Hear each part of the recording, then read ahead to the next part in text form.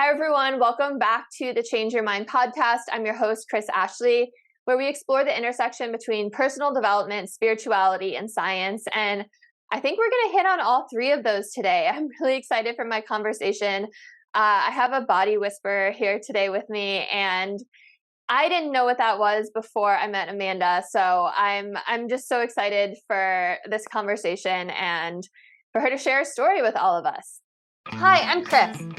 When I was younger, I went through trauma that caused me to feel broken and lost. But my life changed after I had a spiritual awakening. Since then, I've dedicated my life to studying and learning from masters all around the world that have helped me to create a life of fulfillment and abundance beyond my wildest dreams. Now I'm dedicated to sharing everything I've learned so that you don't have to suffer for decades like I did. I've seen people's lives completely transform, and I share it all right here. So a couple of quick announcements before we get started. Head over to and check out the links in the show notes. You'll see links to my book, Change Your Mind to Change Your Reality. You'll see links to free giveaways, free downloads, free masterclass that I'm giving, as well as my courses and coaching. And as always, this podcast is part of a podcast network owned by the Los Angeles Tribune, and we focus a lot on personal development, lots of cool stuff going on, so be sure to follow us there. All right, so with me today, I have Amanda Smith. And Amanda combines her gifts of analysis and quantum physics from her experience solving aerospace engineering problems for NASA, paired with her savant intuitive abilities and healing gifts to serve as a body whisperer.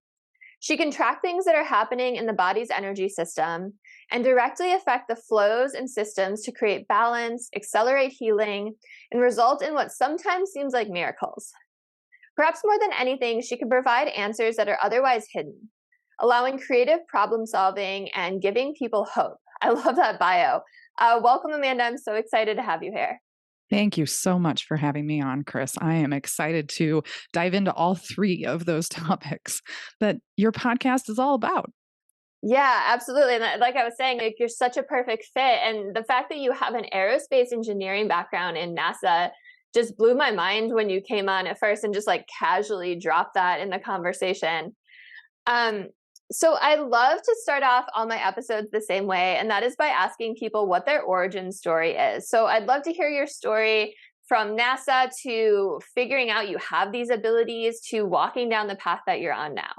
Absolutely. Well, so went to college, played softball at a Division I school, and attempted to get my mechanical engineering degree there. It didn't go well, so I switched over to a Division II school, played softball there, and got mechanical and aerospace engineering degrees. Right after college, had the opportunity to go work for Lockheed Martin. It was on NASA's Orion program at the time. Now it's the Artemis program. And I was there for 8.5 years. And then after that program, I went on to working on small satellites and large satellites. And I realized that I wasn't a big fan of satellites because it really didn't have anything to do with humans in the way that I liked to play in the body. And so I exited aerospace and I started my online career. And I started off teaching people how to garden. And I also taught yoga. And I taught softball lessons to pitchers and catchers for softball. And now I'm a body whisperer, which is a phenomenally cool thing, especially when you're coming from such a science background and really having to get comfortable with the fact that it's kind of woo, but mostly science. And you also have an aerospace business of your own, right? I do. Yes. So the aerospace business is working on radiation protection. And that particular product, it's something NASA really, really needs so that we can send astronauts safely outside of Earth's orbit. So that's, just a side job. That's amazing. And it's so inspiring. And I'm sure listeners are already inspired that you're doing all of these amazing things to help move us forward in space travel and exploration, but you're also following all these different passions you have. Kudos to you for doing that. Thank you. Okay, so the body whisperer part, can you explain what exactly a body whisperer is and how you even realize that you have that talent? Ooh, I'm going to start with the second question first because I didn't call it body whispering until my one of my business coaches was like, "Oh, you're a body whisperer," and I was like, "Ooh, I like that. We're going to use that." Uh, but oh, I've had this. It was a burden when I was younger, but ability to feel other people's pain, and it was specifically pain as a child, and I didn't know what to do with it until about Sorry, can I just 20. interrupt? Do you mean physical pain or emotional pain? Yes, all All of of it. the above. Yes. Spiritual pain also, ancestral pain that they didn't know they were carrying around. It all the sheaths. So if you think of the Large sheaths part of the being population. yes, which is why I had to niche down in my business. Uh, but if you think about the 4 sheaths, we've got the physical, the emotional, the mental, and the spiritual. All 4 of those sheaths I could feel. And it was very intense for me.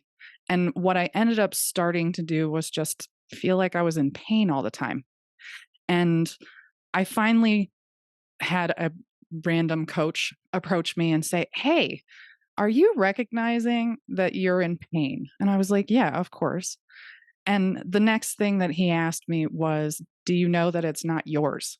For the most part, the pain that you're experiencing is not yours." And I was like, "Well, kind of.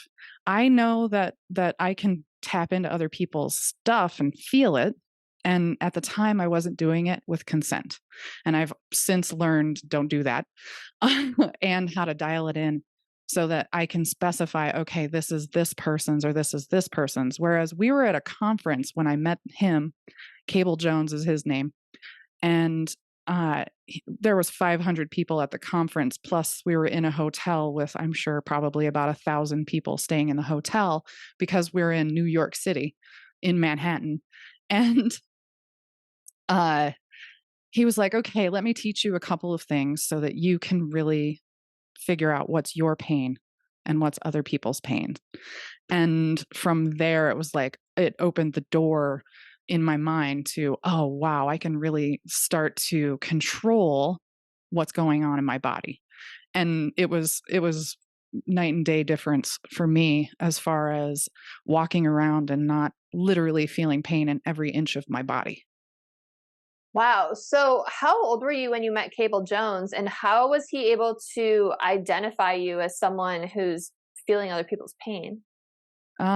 So the conference that we were at was called Forefront by Ramit Sethi, and um, they opened up a Facebook group or a forum for us to talk and connect with other people who were going to the conference. And Cable noticed a pattern of me helping people prepare for the conference from a physical embodiment perspective. And this is where I was already playing in this realm of helping people with their body stuff. And so 2017, I would have been 30 something. Okay, so you were an adult. You weren't a Yes. child still. Okay. Yeah. Yep. 30 something. We'll hang in that. And realizing that I'm helping people and it's embodied help made him realize, oh, I need to reach out to her and see what she's doing. And actually, the first conversation that I had with him was around how we can emotionally affect water. And there's been studies out that show you can have a conversation with a glass of water or a conversation with a plant, and you can actually physically watch it deteriorate in front of you. And you can do scientific tests on it to see Wow. what's happening to the molecules to change it. And I was like, okay, he's my people. I can have this kind of conversation with him. And from there, he started to educate me around helping people in this arena. And he didn't, I don't think he fully understood what I could do relative to what he was doing. We both had similar ways of connecting with people, but we definitely had some differences. Like he talked about, and this is a somatic training thing, creating protection, shielding around you so that you can isolate your stuff from everybody else's. And that's a very masculine way of putting it. And for me, I finally found a feminine teacher who could teach me about having a bubble instead of a bunch of shields, because shields are heavy. And a Totally. bubble, I look like Glinda the Good Witch from Wizard of Oz. And I like that way better. So, wow, what a blessing that you met this man and he was able to help guide you. So, am I understanding that you didn't look to turn this ability on and off by yourself until you were in your 30s? Correct. Wow. So that's Yeah, that's a long time to live with feeling other people's pain and not differentiating it from your own and not being able to control it. yes. I was in a world of hurt. Yeah, wow. But you realized that it was from other people, right? Or did you Yes, just kind after of that. And after that? Okay. well, I take that back. Before that, I could realize it was from certain people, but it would be that verbal recognition. They would tell me, "Oh yeah, I've got this knee pain and it's happening because I tweaked it walking down the stairs." And then I would immediately drop into their body and feel it and go, "Oh yeah, I can definitely feel that and it's right here and it feels like this and here's a couple of things that you could do to make it better." So do they have to explain the pain to you before you can feel it, or do you just pick up on it sometimes too? Now I can just pick up on it with Okay. consent, of course. So now it's if the person is willing to allow me to feel into their body, then I will dive in and go rooting around and find out what's going on. My gosh, I can't tell you how many times I've said to my husband, I wish that doctors could like put themselves in patients' bodies for just like a minute, not because I want them to feel pain, but because so often doctors think you're crazy or it's all in your head or it's so hard for people to explain it or to just have it come across the right way. And if someone could just feel it, it'd be like, Mhm. "Oh, I get it." And I know what that is if they knew anatomy, right? Yes. Yeah. That's pretty And amazing. there's more than just anatomy that you need to know, especially if you want to dive into the healing aspects of it. Understanding mentally what's going on, understanding ancestrally. And this is where doctors will take a family history, right? But to understand if there's even more to that ancestral stuff that's going on, not just hereditary or from a DNA level, there's more. There's epigenetics, which we're just starting to see how that plays out in the body as well. So when you are feeling someone's pain, can you differentiate between something physical that they have going on, like they just hurt their knee playing softball or something, versus an ancestral pain that they're carrying? Usually they're intertwined, but yes. Okay. Yeah. Yep. There's Well, usually again, it goes back to those 4 sheaths that I was talking about where we've got the spiritual, the mental, emotional, and physical. They're usually tied together. They usually have a combination of things.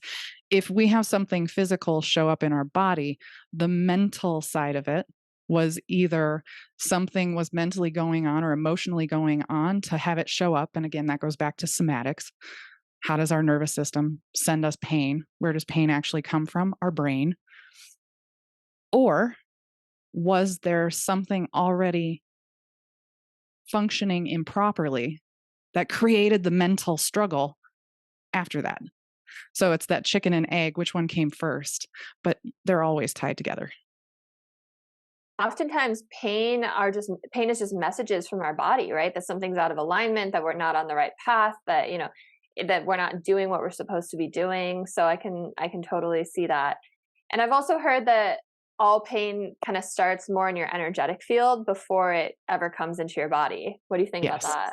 Yeah. absolutely. I Yeah. totally, completely agree with that. It's it's something that's stirring, right? And it wants you to pay attention to it. And ultimately, it's the brain sending the signal to that part of the body. Show them that it hurts here so that they pay attention to it.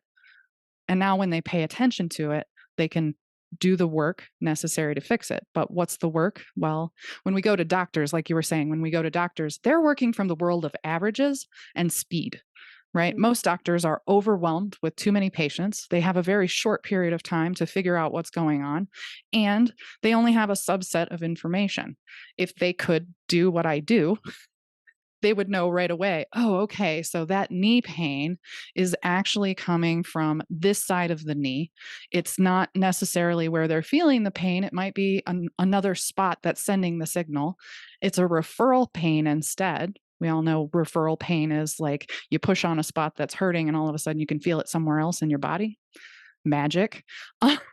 But that's what the doctors would be able to feel and understand faster if they had this gift. And I've had people call me the walking MRI or the X-ray machine, and I was like, actually, I'm like all the things that monitor the body at the same time. Yeah. And, when you were when you were talking about referral pain and all of that, it made me think about what you said earlier that you just glazed over, but it is such an important point that pain starts in your brain and in your nervous system, right? Like Right. whether you have a broken arm or a backache or a migraine, like all pain starts in the same place, right? It comes from the same place. And understanding that, like, that's just when I learned that, it blew my mind, Yeah. right? Because it's like, just because my arm's broken doesn't mean like the pain I'm feeling in my arm doesn't come from my arm. That's crazy. Like, Right. that's so wild. Yeah. So, just because your knee is hurting on one side doesn't mean like that's where the injury is necessarily. Exactly. Pretty crazy. That's where understanding more beyond just the physical anatomy, physiology, but also movement patterns, understanding the nervous system, understanding what emotional things sent the pain there. That's the somatics part of it.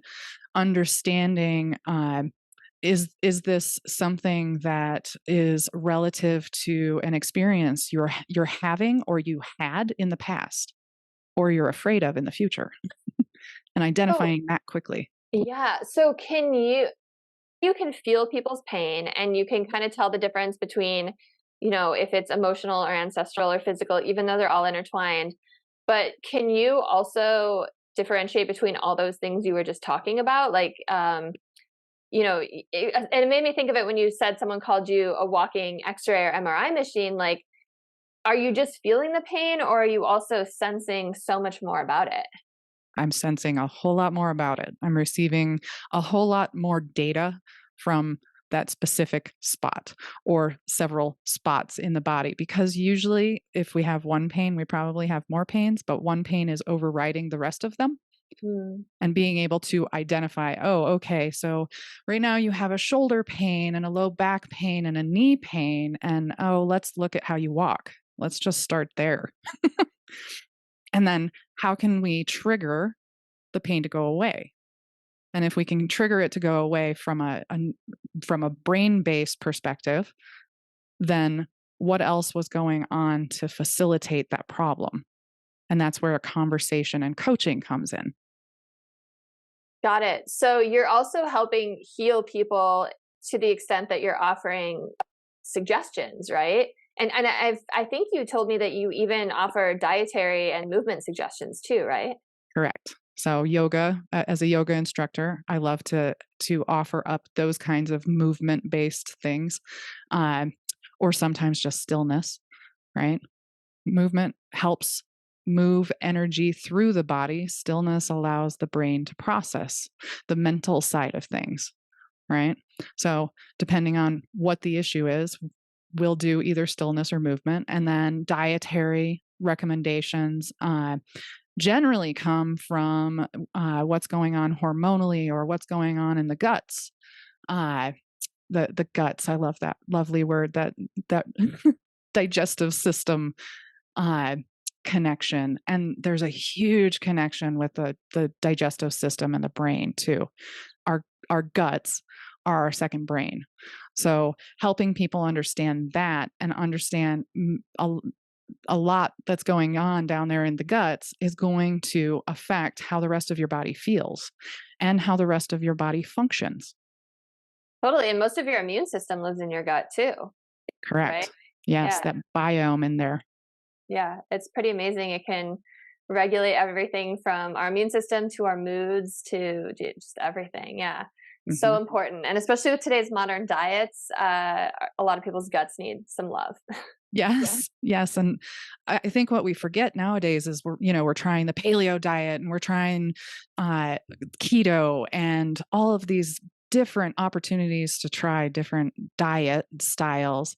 And really, what we just need to do is do some in interpretation of what works for us.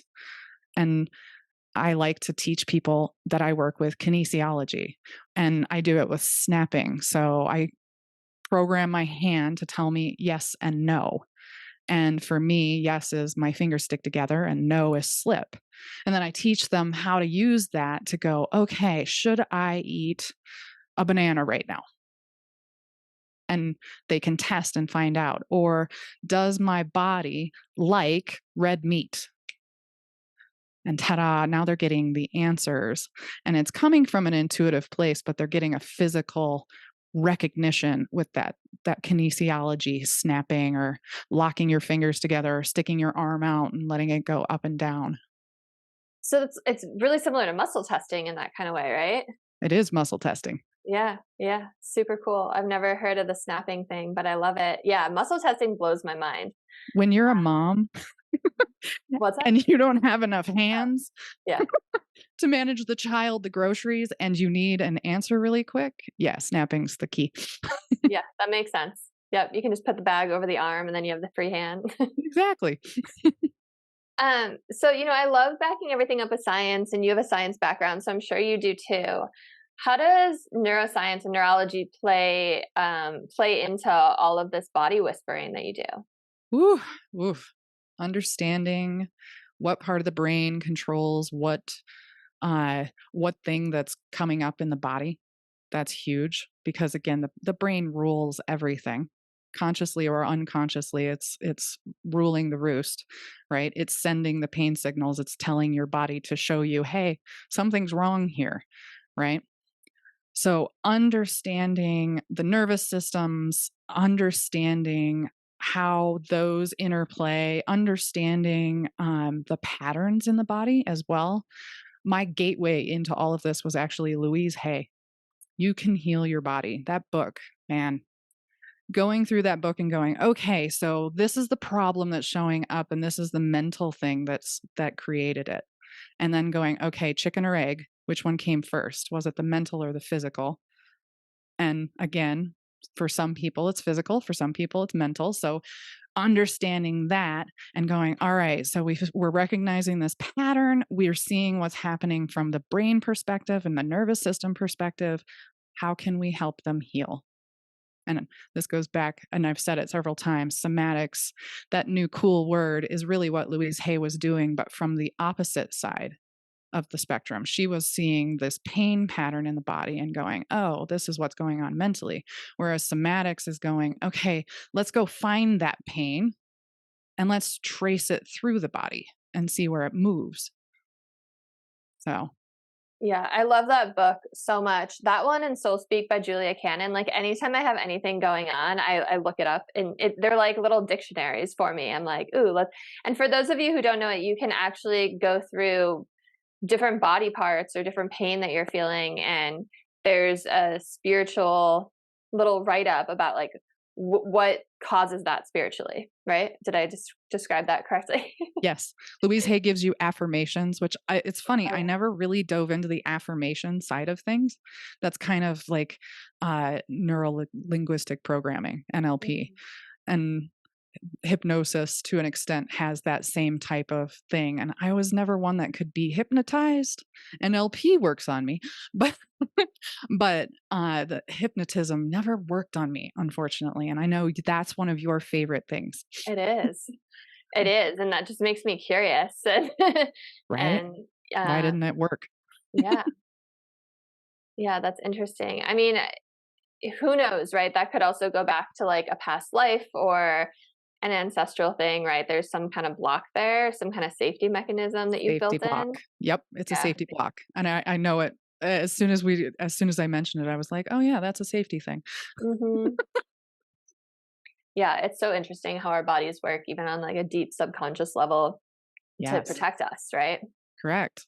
Exactly. And again, that's where some things will come up and you'll be like, well, I'm experiencing this pain, but I didn't do anything to deserve it. I don't know why I continue to have it. I don't understand why this is a chronic thing I'm dealing with. And it's like, well, it's in your subconscious, it's in your unconscious mind. Let's make it conscious so you can deal with it. Yeah, and I think that's why working with a practitioner is so important, because sometimes you don't know what you don't know, and it's hard for just an individual to get down into their subconscious and to see what's really going on, and then also to reprogram it, right? Correct.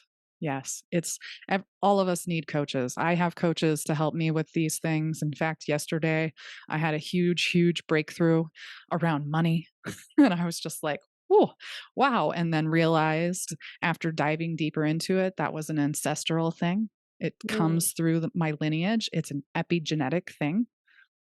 So So now it's conscious. what was your big breakthrough? Or was it that it was just ancestral? Wealthy people are bad. That was Yeah. your That story. was the that was the story. That was the Yeah. programming, the ancestral programming that I had. And Yeah. what's funny is, when I realized it, I started to cough. And that coughing is there's something around that I have to speak. And well, here I am speaking it, aren't I? Yeah. Yeah, it's funny. I talk about that in I have a free masterclass. I talk about it in my course. And I always or not always, lately, I've been giving that example of, do you remember when that submersible that was looking for the Titanic wreckage went down like a few months back? And Yes. it was like billionaires on there. And Yes. they had this horrible, like, few moments before death. Like, at first we thought they just imploded and they didn't know what was going on, but then later found out they heard the creaking, and then the thing like plummeted down to the floor, and like just super scary. Mhm. But all of these news outlets were posting about it on social media, and the comment sections were so horrific. It was people like, "Oh, great! Like, less billionaires in the world. Who cares?" Or like, "Eat the rich," or Mm. "Screw the wealthy." And it's like, do you think any of those people are manifesting money and wealth and abundance and financial freedom in their life? No, No, absolutely not. hell Yeah. no, because they That's have this them screaming, "I story. have a problem with that." Yeah, it's just like a story about money that people have, and everyone has a money story, Yes. for negative or positive. So, congratulations on your breakthrough. Thank you. That's thanks to my coach and the work that she's doing to help me continue to level up. And like I said, we all need those kind of people in our lives that are just going to continue to make us better and better. That's why we get married, right? Totally, and like, I would never want to work with a coach that didn't have a coach, right? Like, you want Right. to work with someone who's constantly growth minded and inspired and learning and growing themselves. Absolutely. Okay, so you we've rattled off like all of these companies that you own, all of these things you do, and I'm so amazed, like I said, that you've got some serious scientific companies happening. You're a healer, you're helping people, you're also just following your passions when it comes to things like softball and gardening. You're also a death doula. We haven't even talked about that. So Gosh, yes. can you talk about that a little bit? Absolutely. Okay, so death doula, you're present for people's death. You are really ushering them to the other side and hoping that you can do it in a caring, kind, compassionate way. Some people need a shove. So there is that.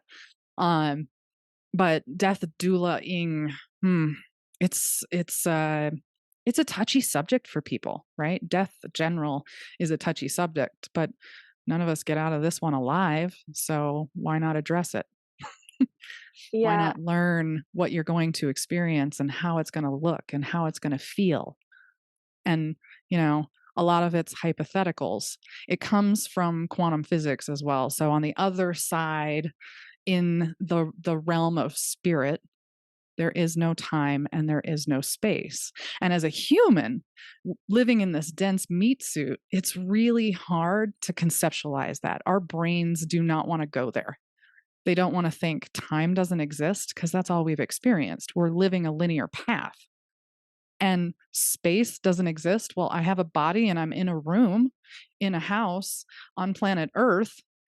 Like, How am I supposed to imagine that I could be everywhere all at once?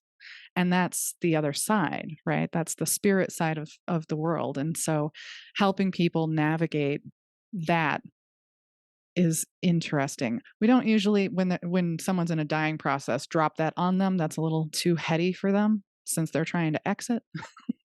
But knowing that from my perspective, it's such a beautiful thing to be able to witness it, to be able to watch a person pass and then witness them move out of their body potentially and look around and go, I can go everywhere all at once and watch them disperse. Yeah, I have like such a personal story about that. You said death is so uncomfortable for so many people, and I've gone down so many death rabbit holes. I'm so fascinated by it, and I love reading stories and watching videos about NDEs. But I had a shared death experience when my dog passed, and I lost my dog and my dad in the last year and a half, and I was right there, like being their death doula, right? And it was like you said, it was a really beautiful experience, kind of an honor also, right, to be there. Absolutely. But when you're talking about like them dispersing, I know exactly what you mean. So when my dog passed away, we had her euthanized in our home, and Yay. we walked Good job. out to, what was that? Good job. That's the Yeah. Oh best way gosh, for in them. her favorite place, I would never do anything else for her. Mm. She's. I always say she's the ET to my Elliot. Like we're just connected. Aw. Um, yeah, I've done like past life regression hypnosis where she was like my child in other lives. Like we're just connected. But so after she passed, we walked. The woman had like a little basket. She was only like 12 pounds, and we walked her out to the woman's car and like thanked her and like said a final goodbye, and then like walked back into our house. We being my husband and I, and it was wild. Like the moment I opened the door, it was like I was hit with this like wall, and it was her.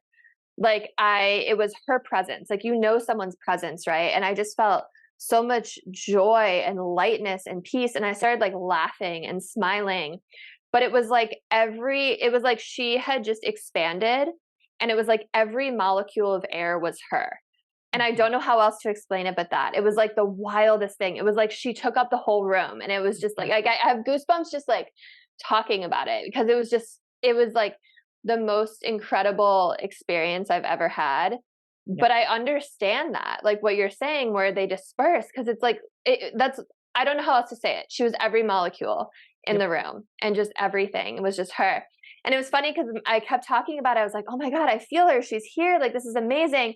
And my husband's like, yeah, she'll always be with us. Like, he didn't really get it. And then after like 20 minutes, I was like, oh my God, it's fading. And he was like, oh my God, I feel it. Like she started with me, and then she went to him, and it was so cool. And then he had the same experience, and it was just wild. And I have goosebumps talking about it. But I do too. yeah, no, Oh my it's gosh. so real. Right? Um, It's a magical transition, it's right? it Going from is, the and it's physical to the spirit, going into this space of I'm no longer controlled by this density of the body that I was in. yeah, Poof. See ya. yeah. It's like escaping that heaviness almost, right? Yes. Um, so how do you even be a death doula? Do people hire you for that? Like, does a hospice service hire you? Like, how do you find these people that want a death doula? I know people who have they've gone down that rabbit hole. I haven't dove deep down this one. But they'll become clergy. They'll get their degree in all the religions essentially, and then become present at a facility where people are passing, so a nursing home or a hospital, and they'll help support in that way. Um, so that's one way to do it. Hiring a death doula. Not a lot of people know about that one. Not a lot of people know about birth doulas either, where you're ushering in a human. I've got one of those come in. Good. Yay. Oh, I had 2. I had one for my birth and one after, and it was the best investment by far for me Oh, and the child. So I have one for after. I don't have one for during, actually. Tell you, you liked Ooh. having one for during? Yes. So she was my advocate. Yeah. She knew things that I didn't know, and this goes the same for death doulas. They know more than what the people who are surrounding the person who's dying, that are family members or really close friends. They they aren't part of that world, so they don't have the knowledge base that someone who's immersed themselves in it has, Yeah. birth or death. And ultimately, my doula was going to advocate if things went sideways and it weren't on my birth plan, she was going to be able to help me make the best decisions for what I wanted and what was best for the baby and me physically. Um, she did back pressure for me. So when the labor pains really started to hit my low back, she was fists deep in my back, which was so nice. Um, and she was also advocating for, okay, hubby, please give her some water. Hubby, please give her some food. And I was at a birth center, so I could have those things. She also let me know, hey, you probably need to get up and rock your hips a little bit so that we can get things moving a little bit more. And she was also my photographer. She was dual purpose when it came to that. So I got some great pictures that I can look on from for years and years. And I do that on the anniversary of my daughter's birth every year, her birthday. Well, I think you just like talked me into getting a birth doula. Just So even worth it. like the knuckles in the back. I'm like, oh, I'm having back pain right now in month 8. I'm like, I want that right now. Right? So, Yes.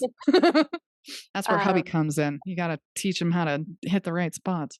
yeah, yeah, that's Death doulaing is pretty much the same thing. You're ushering someone out instead of in, and having someone with that knowledge base of here's what to expect, and really helping the living understand what's going on for the dying, yeah, right? It's not like the dying wants to sit there and tell you, yeah, I feel like crap. Or, yeah, I really just want to be in a cave right now. I really don't want to hear any sounds, or I really want to hear a sound, or I really want to have a smell, or I keep smelling this certain smell. The dying generally want to hunker down and not connect in the human way anymore as yeah, they're passing. And that's the thing about death doulaing, is you're letting the humans know, hey, here's what's happening. They really are letting go of all their senses. And with my gift, being able to dive into their body and feel what's going on, I can even tell the people who are experiencing what's going on for the person dying, hey, he's shut down his hearing, or he's shut down his sight, or he doesn't want touch anymore, right? yeah, So it's it's yeah, it's totally. interesting to know that too, like watching the senses turn off, and that's the brain shutting down from a science perspective. Totally. And like I said, I lost my dad in February. We're recording this in December, so it hasn't been a year yet. Um So and sorry. thank you. I'm such a researcher, so like what was bringing me peace was just reading.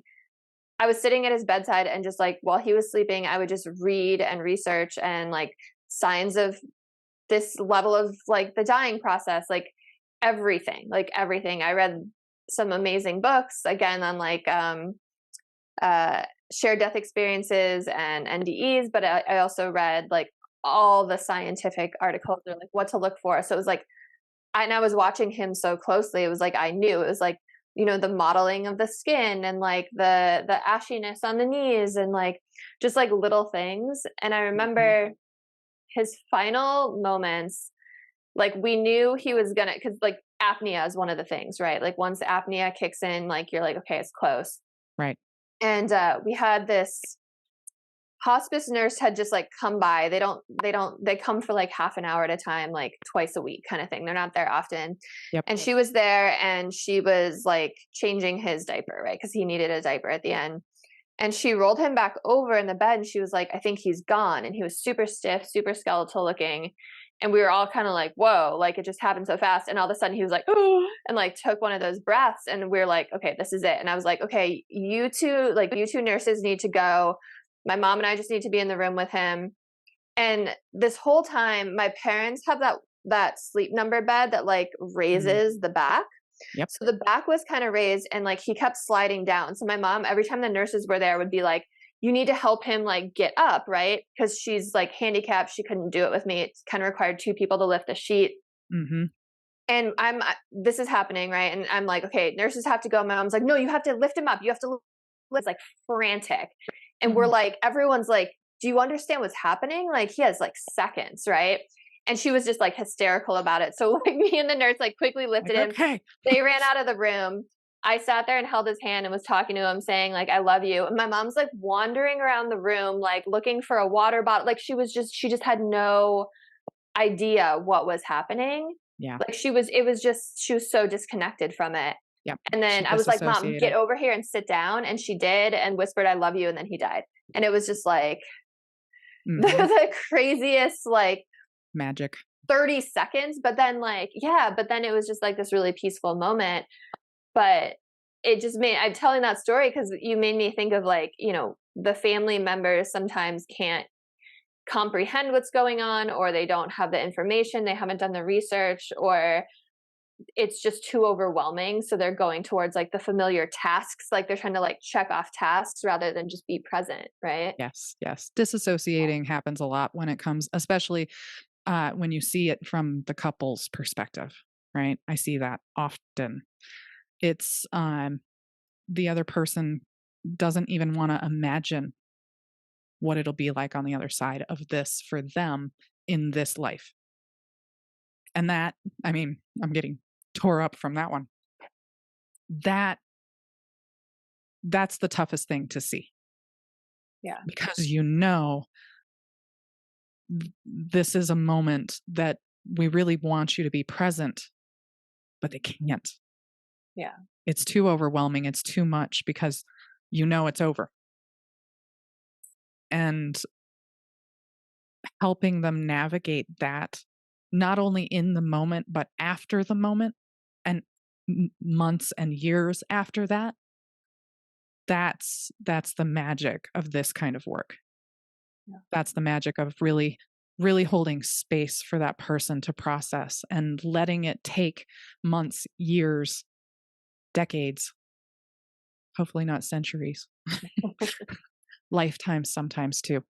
Yeah, yeah, totally. And I think a lot of people like when they have a partner who passes and they've been sick for a long time and they've been in the caretaker role, that's become their whole world, caretaking, right? And Yes. it's hard, I imagine, to suddenly have that just end, Mhm. like just suddenly end. And it's like, well, what do I do with myself now? Like Yep. that became like my purpose, right? It's like retirement, Yeah. right? Same, Yeah. same. All of a sudden, I don't have a job anymore. What am I gonna do with myself? Yeah. And you figure it out eventually, Yeah. but hopefully you're Totally. getting help to navigate that. And people who are, and I can't stress this one enough, people who are retiring need that same kind of guidance. Otherwise, and this is where we see people who retire and then just die a couple of months later because they don't feel like they have a purpose anymore. Or we Right. see when someone who's been caretaker for their partner for a long period of time will pass not long after that person passed. Same. They were like, I don't have a purpose anymore. Time to go. Yeah. And I truly do believe we choose. We choose when we go. In the moment, we choose. Totally. I believe that too. Um, yeah. I mean, I have friends whose parent passed away, and they're like, there was always someone in the room with them. The 5 minutes that no one was there was when they left. It was like they didn't want to be around anyone, or like I swear my dad died when the hospice nurses were there because it made it easier on my mom and I because they just were like, okay, let's take care of the phone calls, the paperwork, like. Hmm. So as a death doula, you know, what else have you noticed or witnessed or sensed watching all these people cross over? There's a moment when they cross that they'll either go straight to dispersal or they'll want to move through someone. They'll want to move uh, and it's usually the heart spaces where I see it or feel it the most, is they'll want to have that one last moment of touching this humanity, and then they're out because their body has expired. And to move through someone else gives them that last touch point, and it leaves behind a little of them as well. There's that push of that feeling. And if you're present enough during when someone is passing, you'll feel it. You'll know exactly when it happens. When my grandpa passed, I was helping facilitate that, and he moved through my mom and my grandma at the same time. And it was this quick whoosh through their heart centers. And I've never asked if they felt it. And I was in the other room when it happened. I was making scrambled eggs when it happened, doing those tasks. We know it's coming. We're minutes away, but I'm making eggs. That was my moment to remove myself from the room. And I felt it necessary for me to remove myself from the room because I could feel him pushing me away. Like, I can't have you here right now. And that moment I was just like, okay. And then coming into the room and my mom announcing he's not breathing anymore. And that whoosh happened right after that. And I stood there and I watched for a second and I was like, no, I think his chest is still moving. And that was his energy rippling off of his body. That's what I was seeing. And it for me, being able to see those kinds of things when a body has just expired is that's the stuff that you can't put science to. Yeah, it's really amazing. And once you start down this rabbit hole, it just becomes so clear that like death isn't it's just another door. Yeah. Right? You're like going back home to your true self, and like these bodies, like just looking at a body right after like life left it, like spirit left it, is so trippy. It's just this empty vessel. But it's like it was just this avatar that they were using. Like that's not who they really are. That's not their true form. It's just so wild. It's Right? so wild that like our soul just leaves our body and goes back to this other realm. Yes. Yes, I completely agree. And there's a process that we have to go through, I feel. There's a process that the body really the spirit needs to go through after it's been embodied for so long. Living in this dense meat suit, all of a sudden you don't have this anymore and you're like, "Okay, what do I do with this freedom? What do I do with this lightness? What do I do with this light?" Because you're in a different form. And there's a time to process. There's things that you need to go through after death in order to move into the light, into that spiritual realm where some people will follow their religious path that they understood, that becomes their path on that side. Some people who didn't have a religious path become spirit. They become one with everything. I often wonder, and this one's my aerospace side going, oh, wouldn't this be amazing? If I'm spirit and I can be everywhere at any time, does that mean I can go off planet anywhere I want? There's Ooh. so many NDE experiences that all say a similar thing, and a lot of them include space. A lot of them include space. So I think you'll be happy to find that you're out there. And it's interesting that you said like sometimes they need time. Like Dolores Cannon is one of my like Oh, favorite. yes. Yeah, but I don't know if you've read her book Between Death and Life. Yes. And yeah, Mm, so good. so good. It's so good, but she talks about like one of the places some souls need to go to is the resting place, Mhm. right? Because after, if they've had a difficult death, or if they've had a difficult life, or they're just having trouble with the transition, they need to go to this place where they get to just like rest and just kind of get their energy back before they can like really move on. I don't know. It makes sense. Totally makes sense. My coach, we're actually going through this process right now from a conscious perspective. And what she's teaching us, and I'm literally right in the middle of it learning this, but she's like, there's 10 steps to dying. And the first one is shadow dancing. So the shadow work that some people do here in this life, that's the first part of death, right? We haven't quite died yet, but we're in the process, and that's part of that death doula position. And then the next phase after that is we've got to harvest what we did in this life, right? And that's where NDEs will have the visions, right? They'll see their life pass before their eyes, right? And then we have to recognize what our wins were and then dive into gratitude. And then from gratitude, start to vision what this new world is going to be like. So that's as far as I've gotten so far. The next 5 steps I get to learn tonight. You'll have to let me know what they are. That's Heck super yes. powerful. And it's interesting that shadow work was the first one.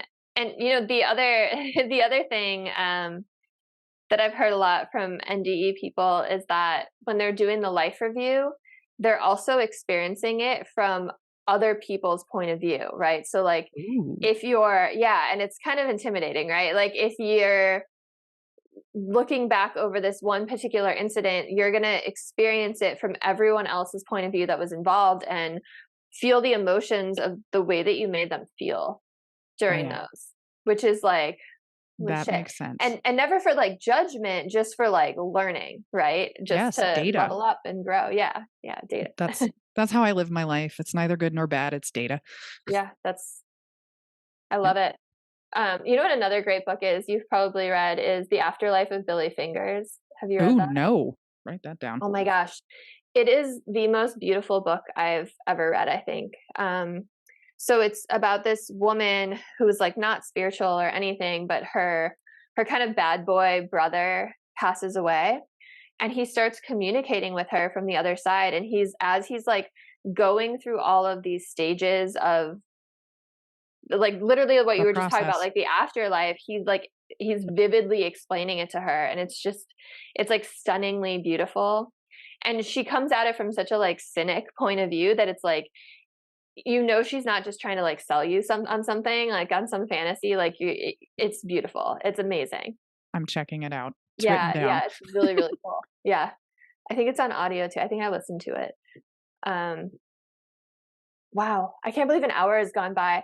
I forgot, I think, that we were recording a podcast, and I thought we were just chatting because I love talking about all of this. Yay. It's so fascinating. But we are at the hour mark. So, tell people how they can find you, how they can work with you. I know you've niched down your business, so tell us a little bit about that too. Absolutely. So bodywhisperhealing.com is my website. For the listeners on the show, if you've made it to this point, if you've made it to the hour end, bodywhisperhealing.com/thank-you-listener. That is an opportunity to do a 10-minute body scan, what we talked about at the very beginning of the show, with me, and I will dive in and see what's going on. Niching down, I specifically on my website, you'll see I work with female college athletes who have gut issues. And the way I think about this is a female college athlete is under 25. Their prefrontal cortex hasn't finished growing yet. It's still in the end process of becoming the chooser.